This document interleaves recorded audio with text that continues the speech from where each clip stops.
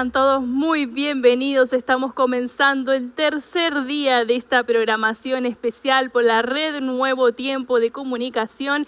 El amor vive. No hay nada que nos pueda separar del amor de Dios, ¿verdad? Nada que pueda separar a sus hijos del amor de Dios. Y en estos días estuvimos aprendiendo acerca del amor que fue reflejado en la cruz, ¿verdad? El amor que Jesús tuvo por nosotros en la cruz. También estuvimos aprendiendo acerca del amor de la familia, ese amor tan especial entre un hijo, un padre, y ese amor en la familia que también es reflejado en la sociedad.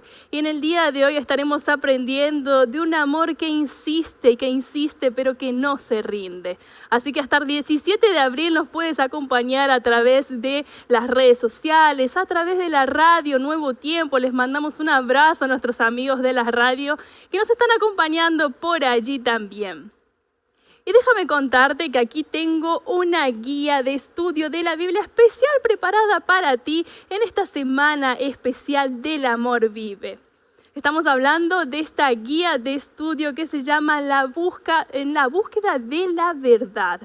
En esta guía tú podrás encontrar respuestas a preguntas que quizás alguna vez te has preguntado. ¿Será que Dios existe? ¿Será que quizá la Biblia es confiable? También estaremos aprendiendo sobre la creación, sobre el amor de la cruz, el amor en la familia, como lo veíamos ayer, y también de este amor que no se rinde, que está allí llamándonos todo el tiempo. Y tú puedes acompañar esta programación y puedes acompañar todo lo que estamos comentando aquí, todo lo que el pastor nos está enseñando durante estos días, junto con esta guía que la puedes solicitar totalmente gratuito a través del sitio web nuevotiempo.org/estudio. O también la puedes solicitar por WhatsApp al +55 12 98 114 60. Repito nuevamente el número, +55 12 98 114 60. De cualquier parte que nos estés acompañando, puedes solicitar esta guía de estudio que llegará hasta tu casa de forma totalmente gratuita.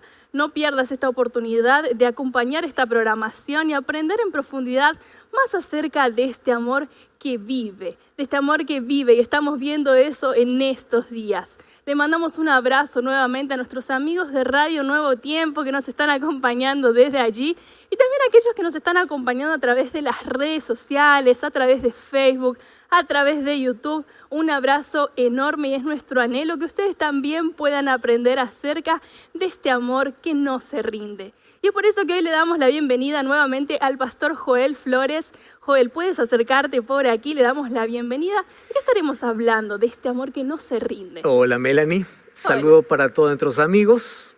Este es nuestro tercer encuentro, un amor que no se rinde. Es que no se trata de un amor humano, ¿no? El amor humano siempre hiere, lastima y se rinde rápido. Más el amor divino es un amor que no se rinde, es un amor que insiste, persiste hasta que al final consigue conquistar el corazón humano. Hoy vamos a hablar sobre un tema muy importante que tiene que ver con la manera como Dios nos busca y desciende hasta lo más profundo de nuestra vida para restaurarnos. Así es, pastor. Vamos a hablar entonces. Bueno, vamos a nuestro espacio entonces aquí de todos los días. Ya vamos a empezar a hablar entonces de este tema, de este amor que no se rinde, así como lo decía. Y pastor, es posible que muchas personas que quizás nos están mirando del otro lado se estén sintiendo impactadas, ¿verdad? Por la fuerza de este amor que estamos viendo en estos días. Y quizás hay alguna pregunta que comienza a surgir. Pastor, ¿qué puedo hacer con este deseo quizás de compartir, de mostrarles a otros lo que es este amor? ¿Qué significa? ¿Será que Dios puede ayudarme o capacitarme para que yo pueda reflejar a otros sobre este amor? Quizá hubo alguna experiencia en su vida que nos pueda contar acerca de esto. Sí, Melanie. Uno de los errores que puede cometer el cristianismo es hablar de algo que no experimentó. Jesús nos dejó como misión de poder hablar sobre su amor. Pero ¿qué amor? Aquel que primero conquistó nuestro corazón. Así es. Entonces, repasar nuestra historia nos ayuda a recordar hasta dónde Dios nos buscó, descendió y nos ayudó. Y eso es lo que puede hacer con todas las personas. Te cuento de manera breve. Te conté en el primer día que crecí, digamos, solo. Sin embargo, Dios preparó personas especiales en mi vida y hasta animales especiales en mi vida. Y te voy a contar así. Voy a comenzar por las personas especiales. Cuando tuve 8 o 9 años, llegó al lugar donde yo estaba, fuera de la ciudad, un pastor que inspiró mucho mi vida, junto a su esposa. Pastor Segundo Azu Salazar, junto a su esposa Ana Ramos. Ella me incentivó desde el primer momento a poder predicar. Llegaron los 9 años, a los 9 años comencé mi primer sermón, a los 12 años comencé a hacer campañas de evangelismo. Y ¿sabes qué es lo curioso? Que a partir de allí nunca paré. 12, 13, 14, 15, antes de la universidad yo hacía siempre conferencias de 10, 12, 15 días. Todas mis vacaciones, yo no tuve vacaciones, mis vacaciones tenían una agenda para poder ir en diferentes lugares. La expectativa del lugar no era que venía un predicador, sino me gané un título del niño predicador. Las personas se reunían no para escuchar la palabra, ellas se reunían para poder escuchar a un niño en sí. Ay, un niño hablar. Exactamente. Y esa es la primera corbata que recibí de regalo, inclusive del pastor Segundo Azu. ¿Cuántos años tenía ahí? Yo tenía 9 años. 9 años. Bien chiquito. Y bien pequeño. Y bueno, no he crecido mucho, pero ahí estaba más todavía. Resulta que cuando terminé ya el estudio secundario, Dios colocó otro hombre especial en mi vida, el pastor Virgilio Casildo, que me ayudó antes de poder entrar a la universidad. Me enseñó sobre todo el trabajo, la labor en la iglesia y cómo yo puedo mostrar a otros cómo predicar, cómo administrar, cómo llegar a la gente. Pero también te dije que preparó animales especiales. Eso es lo que quería saber. Cuando yo tenía 8 años, yo tenía un perrito que lo adopté como mi hermano. Se llamaba Bobby Flores Vidarte. Ah, apellido y todo. Con todo apellido. Dios lo preparó ese para mí.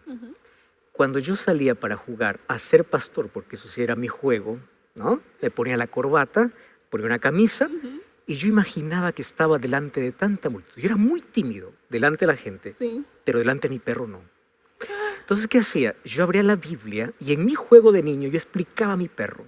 Si mi perro levantaba la oreja, estaba interesante. Agachaba la oreja, yo tenía que esforzarme un poquito mejor para hablar las cosas diferentes. Yo imaginaba siempre. Dios lo preparó ese animal para mí, porque me escuchaba todo lo que yo hablaba. Yo lo sentía que era así, y fue preparado por Dios. Entre esos juegos, tú no vas a creer, Melanie, que un día fuimos a un canal y yo le dije a mi perro, mira Bobby, tú ya sabes todo lo que yo te he explicado, así que ahora te voy a bautizar. Y bauticé a mi perro. ¿Bautizaste a Bobby? Bauticé a Bobby. Yo no creo en la salvación de animales, pero fue una experiencia marcante en mi vida. Porque a partir de allí yo decidí una cosa, pasar a las personas la experiencia que yo vivo con Cristo. Y de eso se trata. El amor que no desiste primero es hasta dónde Dios te lleva, te alcanza, de dónde Dios te saca. Mi vida tiene episodios, historias, donde yo ahora veo y digo, es increíble que Dios me haya buscado de allá, sacado de allá, traído hasta aquí. Y cuando yo eso explico a las personas, les digo, mira, mientras más temprano tú te entregas a Cristo, más cosas Dios puede hacer en tu vida. Ese es el amor que sigue, que siempre insiste y nunca desiste. Un amor que cambia para siempre la vida. Así es, pastor. Y como tú lo decías, ¿verdad? Todos tenemos las experiencias, todos tenemos quizás que salir de algún lugar, ¿verdad? Y ese es el momento. Hoy tenemos un momento para que usted pueda contarnos, ¿verdad? Un poco más acerca de este amor. Y vamos a ver, ¿verdad?, cuál es el mensaje que Dios tiene para nosotros. Gracias, Melanie. Gracias una vez más a ti por estar allí sintonizando el programa. Qué bueno que puedas estar allí detrás de esta fría pantalla. Pero gracias a Dios porque la tecnología hoy nos permite, a través de los medios de comunicación, de las redes sociales, del internet, poder acortar cientos de kilómetros, poder llegar hasta tu casa, hasta tu cuarto. Hay muchos que están en hospitales, algunos están en la cárcel, otros están pasando por momentos críticos. Y aquí cruzamos todas las fronteras y hay un interés que nos une. Y el interés que durante toda esta serie estamos conociendo más de cerca a Jesús y acercándonos a la cruz. Hoy quiero hablarte acerca de un Dios que no desiste, de un Dios que insiste a pesar de tu resistencia. Y sabes, yo quiero decirte que Él hará todo lo posible para salvarte. Si un día tú te pierdes, es porque tantas oportunidades desperdiciaste. Yo considero que el amor de Cristo tiene 3 Is. Es incomparable, no hay manera de comparar con nada. Es inmedible, es inefable, o sea, es inexplicable. Ese es el amor que Dios tiene para ti. Tú eres el amor eterno de Dios. No mendigues amor. No sufras por decepción, porque alguien te dijo que tú no tenías un valor elevado. Nadie vale menos que la sangre de Cristo. Y tú eres el amor eterno de Dios. Cuando yo era niño, yo leía la historia de la crucifixión de Cristo. Específicamente el papel que cada discípulo y todos aquellos que entraban en escena estuvieron allí presentes. Y yo decía así, oh, qué horror. ¿Cómo pudo haber existido un discípulo traicionero? ¿Cómo pudo haber existido amigos que abandonan? ¿Cómo pudieron haber existido personas crueles, insensibles? Y para mí, en mi mente, es que ellos merecían morir, porque ellos eran lo peor. Sin embargo, cuando yo fui creciendo, entendí que esos personajes apenas representaban mis actitudes. Simplemente porque yo continúo haciendo lo mismo. ¿Cuántas veces yo me puse en lugar de Pedro porque negué como Pedro? ¿Cuántas veces como Judas traicioné y vendí a mi maestro por miserables momentos donde uno cambia lo eterno por lo pasajero? A partir de allí, mi oración es, Señor, yo soy como Pedro, yo soy como Judas, yo soy como Herodes, yo soy como Pilato, yo soy como aquel que levantó el martillo y te clavó. Ten misericordia de mí. Y hoy quiero analizar contigo, de manera cercana, la experiencia de uno de los discípulos llamado Pedro. ¿Sabes que Pedro es admirable? Y Pedro amaba a Jesús. Pedro tuvo que sacrificar la familia y a veces tener ver de qué manera va a sustentar la familia, porque recuerda que él era casado, él tenía suegra, dice la Biblia, y él así siguió a Jesús. Sin embargo, en la experiencia de Pedro, yo veo reflejado actitudes que pueden ser semejantes a las mías o a las nuestras. Porque todos nosotros podemos tener buenas intenciones, podemos haber dejado tantas cosas por Jesús, pero llega un momento en que negamos a Jesús. Entonces la experiencia de Pedro es semejante a las nuestras antes de su negación. Los momentos finales de Jesús comenzaron el jueves por la noche. Entonces, a partir de allí, la secuencia de episodios, desde la cena pascual hasta el arresto de Cristo, pues allí describe aquel recorrido que va desde la despedida de Jesús, desde su mundo privado, o sea, sus discípulos, su grupo más íntimo, su grupo de relaciones, hasta el mundo público de Jesús, que fue desarrollado allí por el juicio ante Pilato, allí delante de todo Jerusalén, donde finalmente fue condenado a la muerte. ¿Recuerdas tú aquel jueves cuando estaban comiendo la Pascua? Jesús instituye la cena del Señor y allí él sabía que no le quedaban más de 24 horas para que él llegue a la cruz.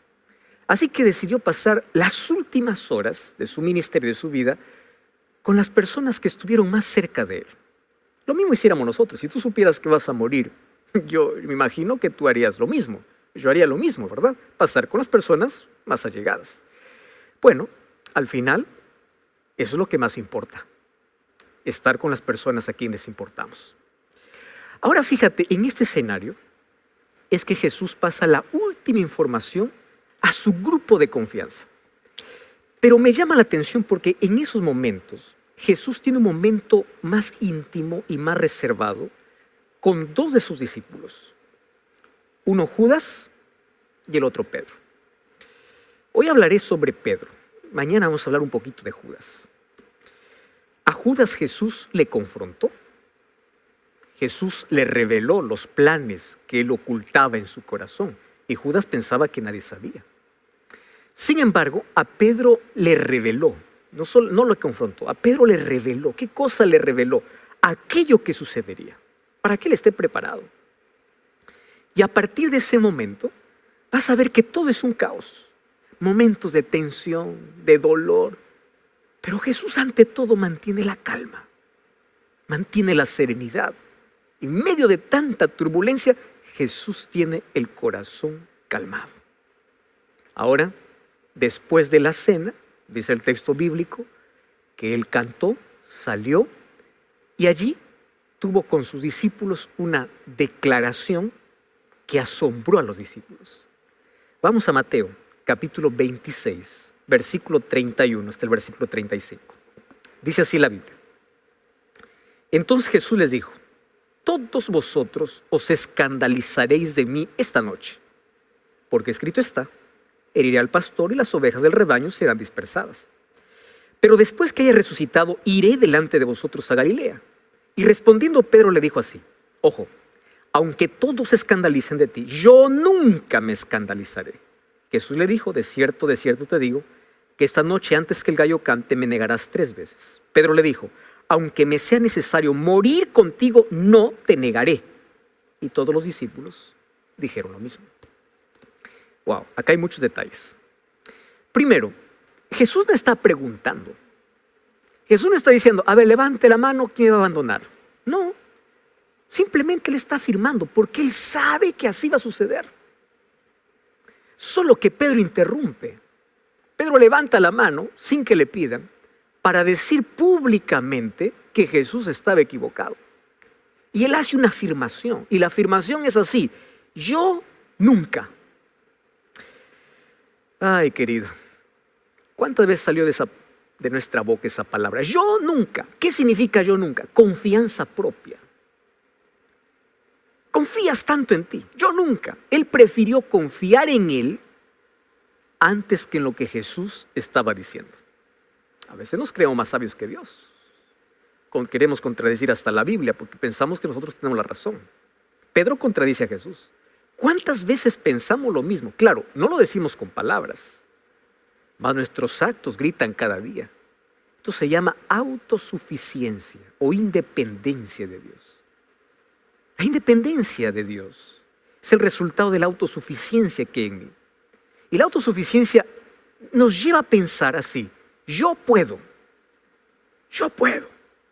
Entonces, decimos que podemos porque confiamos en nuestro talento, en nuestra capacidad, en nuestro dinero, en nuestro esfuerzo, en nuestra experiencia.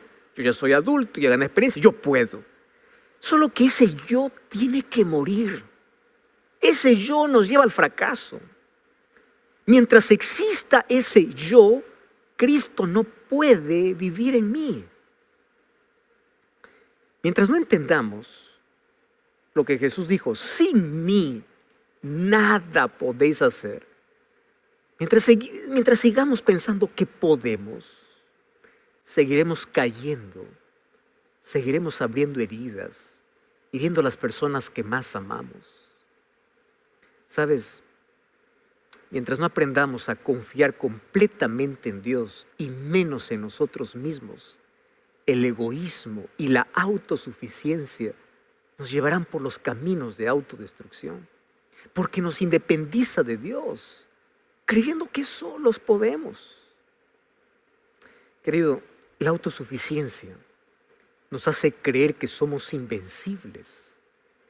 Esta fue la primera promesa del diablo allá Adán y Eva en el jardín del Edén. Ustedes serán como dioses. El diablo te dice: tú eres como Dios, tú no necesitas de Dios. Tú puedes vivir independiente de Dios. Por eso Salomón decía: antes de la caída siempre viene la soberbia. Por eso mucho cuidado. Y Jesús le responde: mira, Pedro, antes que el gallo cante, tú me habrás negado 3 veces. Luego de esa conversa, Jesús se dirige al Getsemaní. Y él sabe que las horas más oscuras que están por venir no es porque llegó la noche, sino porque llegó la hora de ofrecerse en favor de la humanidad. Y quiero que tú me acompañes. Vamos hasta Jerusalén. Jesús camina de manera tranquila mientras la luna llena iluminaba el camino. Era primavera, el camino estaba lleno de flores y de fragancia. Y Jesús separa a 3 de sus discípulos y los lleva a un lugar más íntimo, porque quiere que le acompañen a orar. De los 12, elige 3. Y aquí, ¿qué ejemplo me da Jesús? ¿Cuál es el ejemplo? En medio de la angustia, Jesús mantenía la calma. ¿Estás entendiendo? En medio de la angustia, Jesús mantenía la calma porque la oración le fortalecía. Entonces, ¿te sientes angustiado? ¿Sientes que no puedes más? Hay un lugar donde tus cargas pueden cambiar de hombro. Un lugar donde puedes dejar tus cargas más pesadas y encontrar paz a los pies de Jesús a través de la oración. Jesús me enseña que la oración no es manipular la voluntad de Dios. Cuando Jesús oró a su Padre, Él le dice: Padre, si es posible, quita de mí este cáliz, o sea, quita de mí la cruz de mi camino. Pero a través de la oración Él entendió que eso no es posible. ¿Por qué? Porque no hubo respuesta del Padre. Y Él no se desesperó, no dijo: Dios me abandonó porque no me respondió. No. Eso indicaba que el plan tenía que continuar, incluyendo la cruz en el camino. Sin embargo, mediante la oración, encontró paz para el corazón. Eso es lo que hace la oración. Quiero que sepas algo. A veces cuando oras solo encontrarás el silencio de Dios. No tendrás respuestas. Pero nadie que va a los pies de Cristo regresa sin paz. Siempre tendrás paz. A veces Dios no quitará la cruz de tu camino. A veces Dios no quitará la montaña de dificultades, mas te dará fuerza para escalarla. A veces no quitará el cáncer que tienes, pero llenará tu corazón de esperanza y de paz mediante sus promesas. Entonces Jesús allí hace un pedido a sus amigos y les dice: por favor, oren conmigo. Un pedido muy simple. Sin embargo, mientras Jesús oraba, ¿qué cosa dice el texto? Que Pedro y sus compañeros estaban durmiendo. El cansancio era demasiado. La agenda que tenían no incluía la oración probablemente, como lo hacemos muchos de nosotros. Las actividades del día nos agotan tanto que cuando llega el momento de orar, ya no tenemos más fuerzas. Mira Mateo capítulo 26, versículo 36 y 37. Dice así: Jesús llegó con ellos a un lugar que se llama Getsemaní. Dijo a sus discípulos: sentaos aquí entre tanto que yo voy y oro. Tomó a Pedro, a los hijos de Zebedeo, y comenzó a entristecerse y a angustiarse en gran manera. Me llama la atención que aquí el énfasis está: tomó a Pedro. Primer error de Pedro es la autosuficiencia, pero aquí viene el segundo error de Pedro. Y el segundo error tiene que ver con prioridades. Préstame atención aquí. La autosuficiencia nos lleva a una vida de independencia de Dios. ¿Qué te quiero decir con esto? Quien más ora es aquel que reconoce su incapacidad. Es aquel que cree que no puede solo. Es aquel que busca a Dios en oración. Aquel que cree que puede solo, ¿para qué va a orar? ¿Para qué va a orar? No tiene sentido. Y tú sabes que nuestras mayores heridas tienen que ver con la cantidad de decisiones incorrectas. Nuestras decisiones están cargadas de emociones y pocas oraciones. ¿Cómo sería nuestra vida si antes de comenzar nuestro día pasáramos más tiempo en oración? ¿Cómo sería nuestra vida si antes de cualquier decisión consultaríamos a Dios en oración? ¿Tú sabes por qué no oramos? Porque creemos que no necesitamos. No está en nuestras prioridades. Porque para aquello que queremos, escúchame bien, siempre habrá tiempo. Para aquello que no queremos, siempre habrá una excusa. ¿Estás entendiendo? Aquello que quieres, siempre hay tiempo. Aquello que no quieres, siempre una excusa. ¿Sabes que el diablo solo tiene una preocupación? Mantenernos tan ocupados que no tengamos tiempo para orar. Inclusive podemos estar ocupados haciendo cosas buenas, pero estamos desconectados de la fuente de poder. Nosotros tenemos que entender que sin la oración somos frágiles. caemos rápido, cedemos ante la tentación. Tú sabes que sin oración fracasamos. Y fracasamos siempre porque vivimos desconectados de Dios. Jesús en la tierra no tuvo éxito porque Él era el Hijo de Dios o el Dios encarnado. Jesús tuvo éxito y el éxito de Cristo descansaba sobre sus rodillas, sobre su comunión con el Padre. Entonces, el tiempo en oración determina el éxito o el fracaso de nuestra vida. Entonces, cuando nuestra oración es débil, somos débiles en todo.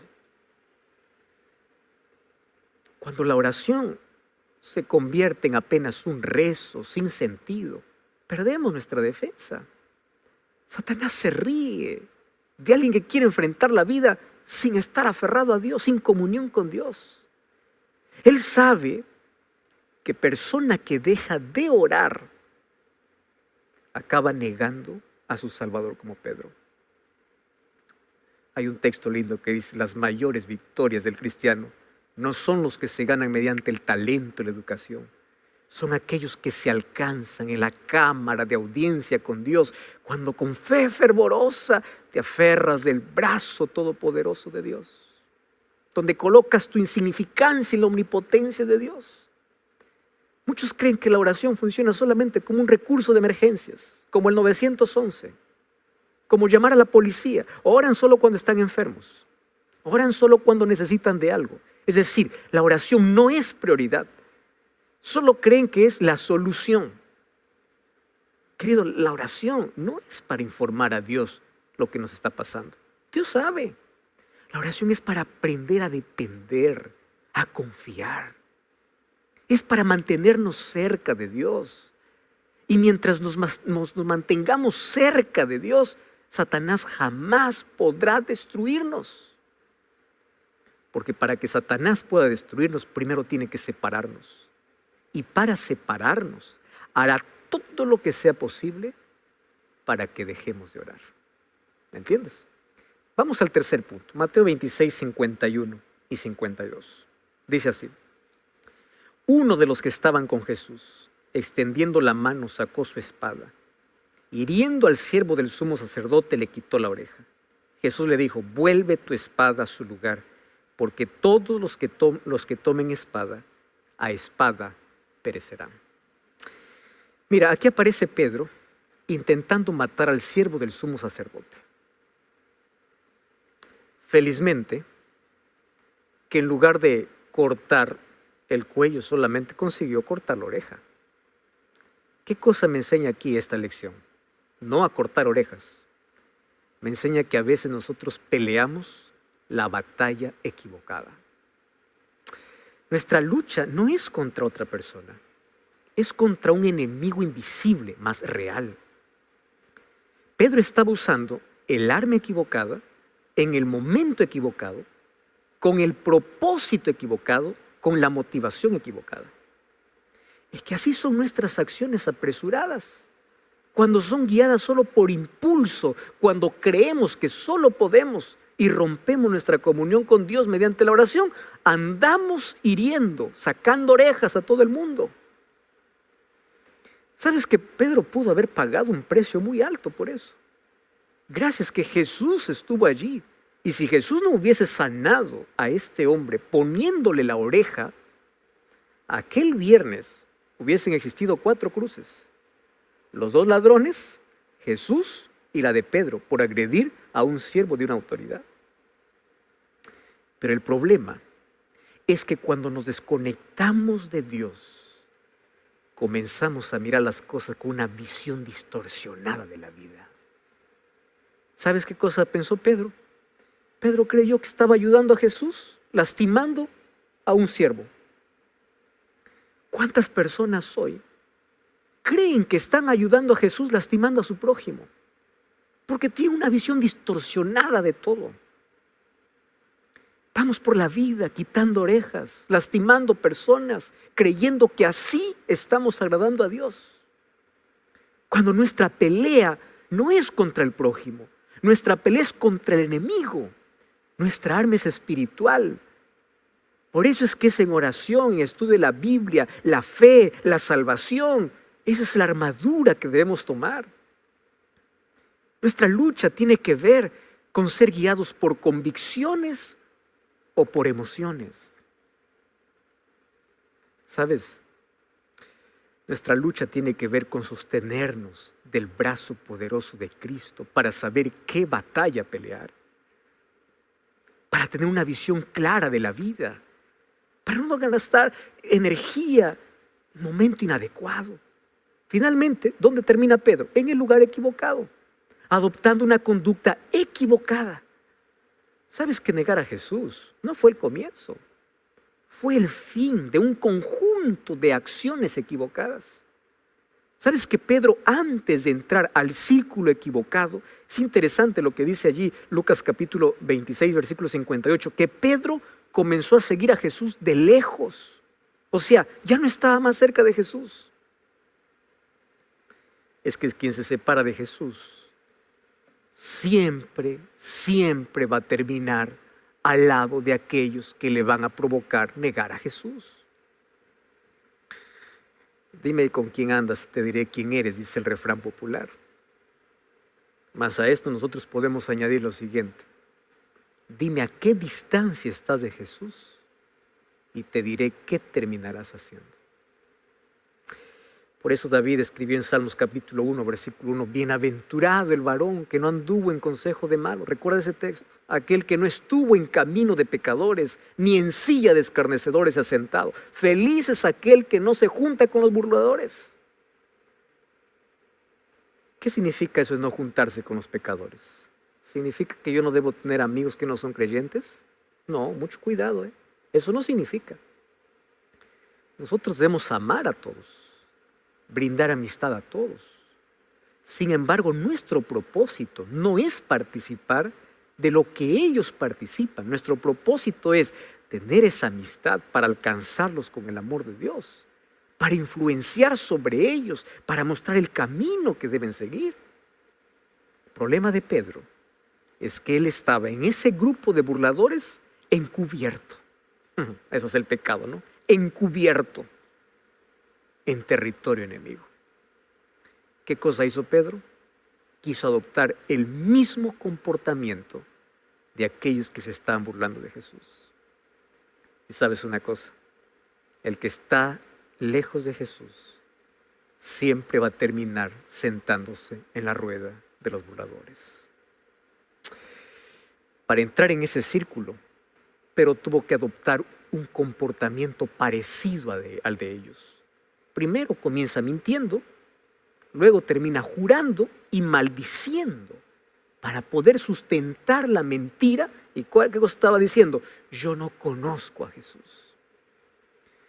En ese momento vemos a Pedro abandonando la verdad y siendo guiado por la mentira. Pobre Pedro, él apenas está construyendo castillos de arena para protegerse de las tormentas. Tú estás luchando contra tus propios fantasmas, tus monstruos internos. Por eso estás mintiendo. ¿Sabes que hay muchas personas que creen que no mienten? Y saben que aquello no es correcto, pero se engañan a sí mismas. Hay muchos depresivos que se esconden en rostros sonrientes para una foto en Facebook o Instagram. Son muchos los matrimonios que están de luna de miel en las redes sociales, pero dentro de las 4 paredes están cerca del divorcio. Vidas guiadas por la mentira, así como Pedro. No te dejes engañar por apariencias. Hay muchos creyentes, así como Pedro, que fuera de la iglesia viven sin Dios, sin fe, sin devoción, solo aparentan cristiandad dentro de la iglesia. En el día están en el culto, en la noche están en el club. De día están con la Biblia allí bajo el brazo, de noche con un vaso de cerveza en las fiestas. Una vida de mentira. La vida de Pedro aquí entró en una espiral descendente de autodestrucción. Y Pedro allí obviamente protesta a favor de su disfraz, de su mentira. Y más que actuar de forma clandestina, Pedro ahora se convierte en un abogado defensor de su pecado. Él insiste que no conoce a Jesús. Él quiere defender su mentira. Él adopta el comportamiento de los otros. Ahora piensa solo en sí mismo, ¿no? Ahora se olvida de todo el tiempo que vivió al lado de Jesús. Estoy hablando para ti, que estás intentando ahogar los mejores recuerdos que tenías en la infancia, cuando tú estabas allí en la iglesia. ¿Tú recuerdas? Cuando tenías paz en tu corazón. Pero hoy intentas disfrazar de felicidad, que eres feliz lejos de Dios. No solo es una máscara. Vives en autoengaño. Tú intentas creer que eres más feliz. Pero eso es un autoengaño. Cuando en realidad tú sabes que no lo eres. Quieres mostrar a todos que es mejor ahora tu vida de libertad, llena de luces, de bebidas, de placer. Mas cuando llega la noche en la más completa soledad, en medio del silencio y la oscuridad, te sientes que te carcome el vacío en tu vida. Negaste tu fe, negaste a Jesús. Inclusive intentas disfrazar tu nostalgia cuando escuchas alguna música o algún mensaje que te recuerda los mejores momentos que tenías de comunión con Dios. Y tú piensas que ahora estás en el mejor momento de tu vida. Despierta. No lo estás. Estás viviendo una vida de autoengaño y de autodestrucción. Las negaciones de Pedro lo colocaron en el peldaño más bajo de la escalera del pecado. Y ahora le encontramos a Pedro disimulando. Sabes que el que disimula, el que aparenta que está bien, el que aparenta que es feliz, pero no es así, se está envenenando. Porque el disimulo es el dulce veneno que embrutece y embriaga a aquellos que les gusta vivir en mentira. Ahora conocemos al verdadero Pedro. No era aquel valiente que decía yo iré contigo hasta el final. Era un cobarde. Fingía valentía solo para impresionar, mas en el fondo moría de miedo. ¿Cuánto de tu vida es como la de Pedro? Mas Pedro, en medio de todas sus mentiras, dijo algo real y es: no conozco a Jesús. En realidad, él aún no conocía bien a Jesús. Lo había seguido, lo había escuchado sus sermones, estuvo caminando con él, vio sus milagros, estuvo más de 3 años. Más aún no conocía a Jesús como Jesús le conocía a él. Mas Cristo nos conoce y nos ama. Y nos ama conociéndonos profundamente quiénes somos. Yo te pregunto, si la gente conociera quién eres de verdad, ¿te amaría?